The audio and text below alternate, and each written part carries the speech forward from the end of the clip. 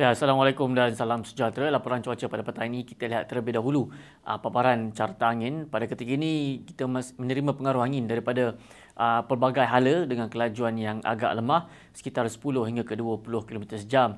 Dan dengan keadaan angin yang kurang signifikan buat masa kini, Met Malaysia tidak mengeluarkan sebarang amaran angin kencang serta bergelora di mana-mana kawasan perairan di rantau negara kita.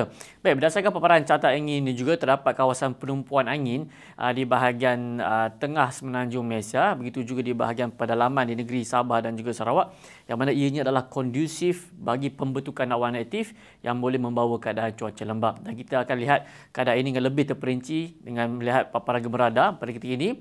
Seperti diramalkan, keadaan cuaca lembap kini berlaku di bahagian tengah semenanjung Malaysia. Hujan kini sedang berlaku di satu tempat melibatkan pedalaman di semenanjung Malaysia, iaitu di bahagian pedalaman di negeri Perak, di pedalaman di negeri Kedah, di Selangor, Pahang, Negeri Sembilan. Begitu juga di bahagian timur di negeri Johor yang melibatkan daerah Mersing dan juga Kota Tinggi. Begitu juga di kebanyakan jajahan di negeri Kelantan dan juga utara di negeri Terengganu. Hujan yang berlaku di bahagian pedalaman ini, kita menjangkakan keadaan cuacanya akan berlanjutan sehingga ke lewat petang, tetapi di bahagian pantai timur akan mengalami keadaan cuaca lembap sehingga ke malam, kerana hujan yang berlaku di bahagian pedalaman ini akan terus bergerak menghala ke pantai timur. Jadi pantai timur akan mengalami keadaan cuaca lembap sehingga ke malam nanti. Di bahagian utara buat masa kini, alhamdulillah dalam keadaan yang agak mendung, tiada hujan yang berlaku pada ketika ini.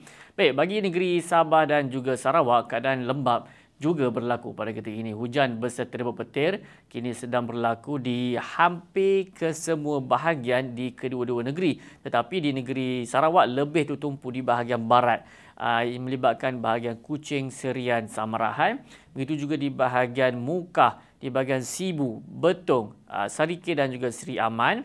Di bahagian tengah di negeri Sarawak buat masa ini mengalami keadaan cuaca yang agak mendung, tetapi hujan di satu tempat, hujan renjai masih lagi berlaku. Di bahagian utara juga mengalami keadaan cuaca lembap seperti di bahagian Limbang, Miri dan juga di bahagian Kapit. Di negeri Sabah, maafkan saya, jelas menunjukkan keadaan cuaca yang lembap kini sedang berlaku di hampir ke semua bahagian. Dan keadaan lembap di negeri Sabah dan juga Sarawak ini kita jangkakan ianya boleh berlanjutan sehingga ke malam nanti. Baik, ini sahaja laporan cuaca yang dapat saya kongsikan dengan anda semua. Bagi anda yang ingin merancang perjalanan ataupun aktiviti pada esok hari, jom kita lihat ramalan cuaca sepanjang hari esok. Sekian saja, saya Wan Hafiz. Assalamualaikum dan salam Malaysia Madani.